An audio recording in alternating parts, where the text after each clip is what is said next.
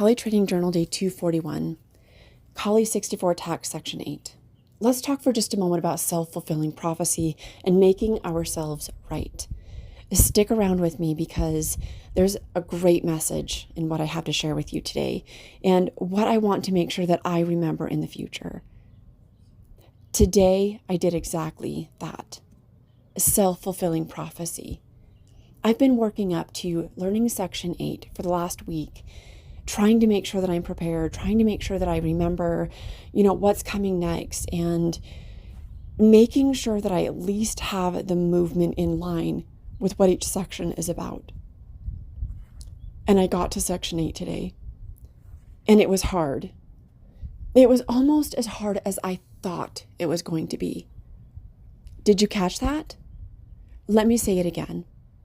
It was almost as hard as I thought it was going to be. I put this assumption out there.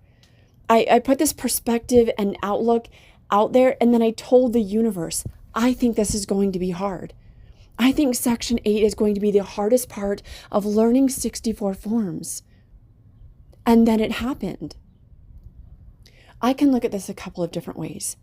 I can look at this as it was out of my control, and of course it was hard. Or I can look at this as that was my perspective. I made it harder than what it needed to be because of what I believed, because of what I asked from the universe. Now hold on a minute, I hear you saying.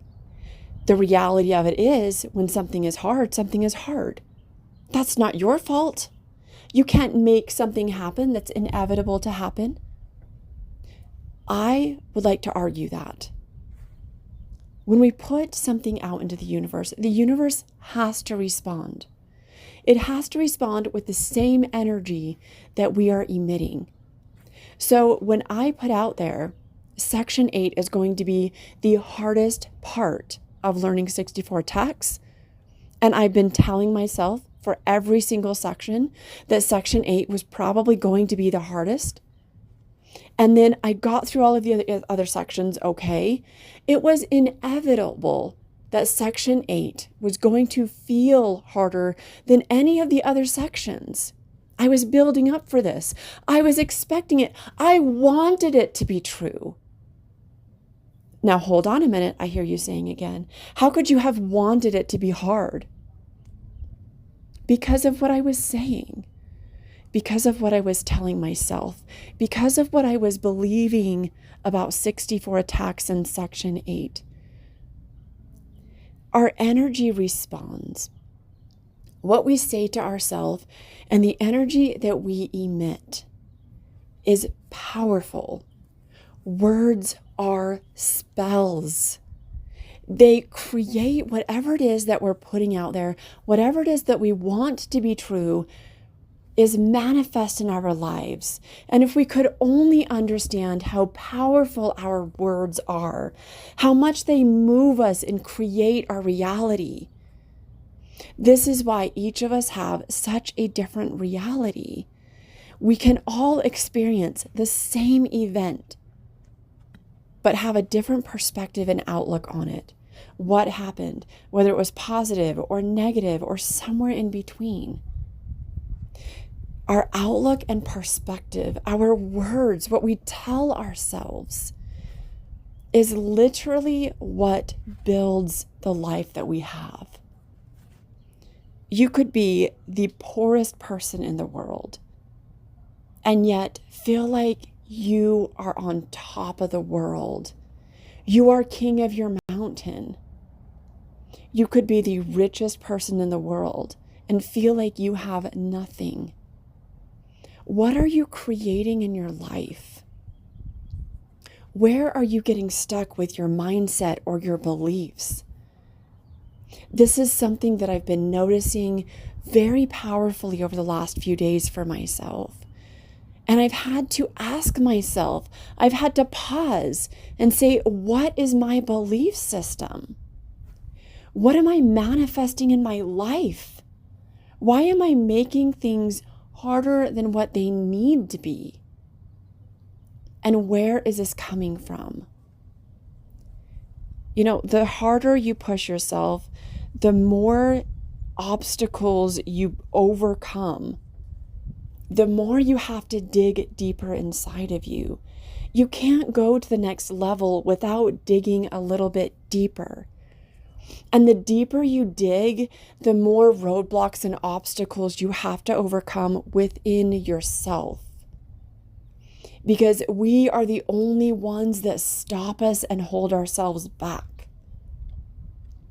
We are the only ones that are challenging ourselves in such a way that we create the mediocre lives that we often live. Those who are out of mediocrity have done what they never thought possible until they did it. They dreamed bigger than what was real. They were outrageous in their actions and what they chose to take on. What they achieved wasn't even possible until they achieved it. We have to think higher than where we actually want to be if we're going to hit the targets that we're aiming for. When you learn how to use a weapon, like a gun, a projectile weapon, you have to adjust your sights to make sure that you're taking into account the action. And our actions are often higher or lower than what we expect them to be. When you shoot an arrow, you have to aim just a little bit higher than where you actually want to end. Because if you don't, you're not going to hit the target. You're either going to be too high or you're going to be too low. And it takes time to get calibrated. It takes time to get good at it. But if you always aim just a little bit higher, if you always reach for a goal that's just a little bit farther out of your reach, you're bound to hit the target.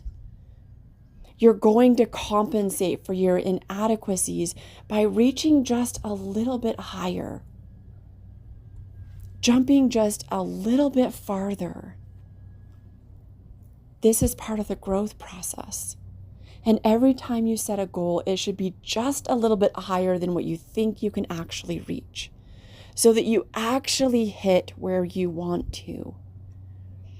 Sarah Blakely has a really good example of this. Go search her Facebook page.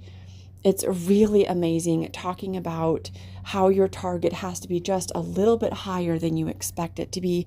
I believe she posted at the beginning of the year. Thank you so much for watching to the end. Be sure to like, subscribe, and share. And I'll see you in the next video.